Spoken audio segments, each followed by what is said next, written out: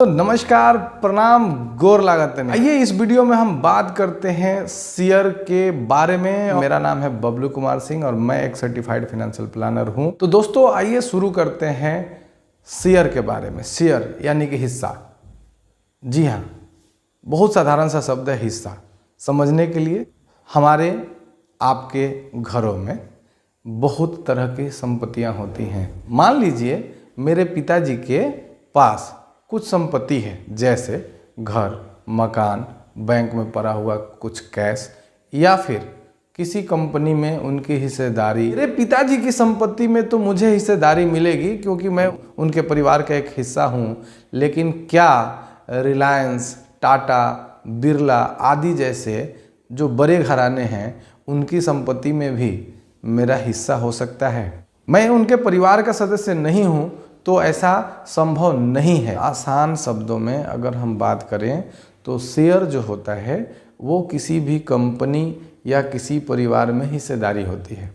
परिवार में हिस्सेदारी आपको मिली क्योंकि आप उसके सदस्य हैं ऑलरेडी बाय बर्थ, लेकिन कोई कंपनी आपको हिस्सेदारी यूं ही नहीं देती है।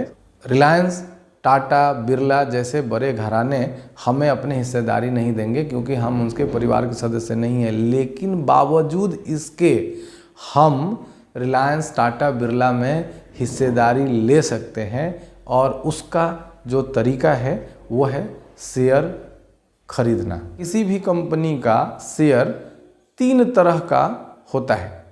पहला इक्विटी, जिसको हम हिंदी में समता या समान अंश कहते हैं। वास्तव में इक्विटी शेयर होल्डर ही उस कंपनी के वास्तविक मालिक माने जाते हैं। मान के चलिए अगर कोई कंपनी 10 लाख रुपए की है और उस कंपनी का 10 रुपये का एक शेयर का कीमत है, इस हिसाब से उस कंपनी में टोटल 1 लाख शेयर होंगे। अब उस 1 लाख हिस्से में हमने पैसा दे के उसका जो भी वैल्यू बनता है वो वैल्यू दे के 10% शेयर हमने खरीद लिया, यानी 10,000 शेयर खरीद लिया। तो इसका मतलब ये है कि उस ABCD कंपनी में मेरी हिस्सेदारी, मेरा शेयर जो बना वो 10% बना। चूँकि मैंने इक्विटी शेयर खरीदा है, अतः इस कंपनी में मेरा मालिकाना हक 10% का बना। और अब अगर ये कंपनी प्रॉफिट करेगी तो मेरा फ़ायदा अपने शेयर के बराबर होगा, लेकिन अगर ये कंपनी नुकसान करेगी तो मेरा नुकसान में भी एक समान ही हिस्सा रहेगा। दूसरा जो शेयर का प्रकार होता है वो होता है प्रेफरेंशियल शेयर। वरीयता अंश शेयर का एक ऐसा तरीका है जिसमें कोई कंपनी अपनी हिस्सेदारी तो बेचती है, लेकिन जो शेयर होल्डर होते हैं उनका पूरी तरीके से मालिकाना हक नहीं होता है। प्रॉफिट आती है तो तय मानक के अनुसार उनको प्रॉफिट शेयर किया जाएगा। हानि में किसी भी तरीके का कोई हिस्सा नहीं होता है। पूरी तरीके से लाभ होती है तो इनको लाभ होता है।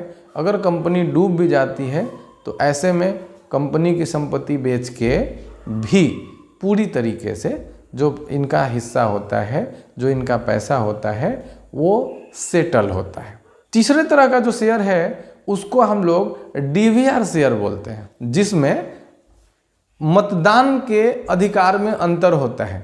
अगर बड़ा डिसीजन लिया जाता है या छोटा डिसीजन लिया जाता है, ऐसे में इक्विटी शेयर होल्डर्स को वोटिंग राइट्स दी जाती है, उनका वोट मांगा जाता है लोकतांत्रिक तरीके से। DVR शेयर में ऐसा नहीं होता है।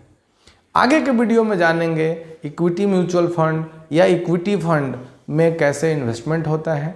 शेयर बाजार का इन्वेस्टमेंट शॉर्ट में डीमेट अकाउंट खोलनी पड़ेगी और प्राइमरी, सेकेंडरी मार्केट में कैश के माध्यम से, FNO के माध्यम से या फिर IPO के माध्यम से, FPO के माध्यम से हम हिस्सेदारी खरीद सकते हैं। तैयार हो जाइए सिर्फ 100 रुपये में, 10 रुपये में, 20 रुपये में किसी कंपनी का मालिकाना हक लेने के लिए। फ़र्क ये नहीं पड़ता है कि उस कंपनी का मालिकाना हक कितना है हमारे पास। एक शेयर भी अगर है तो प्राउडली हम बोल सकते हैं कि रिलायंस में, टाटा में, बिरला में और अन्य जितनी भी बड़ी बड़ी कंपनियां हैं उसमें हम भी हिस्सेदार हैं, हम भी साझेदार हैं। तो जी हाँ दोस्तों, ये है आज का वीडियो।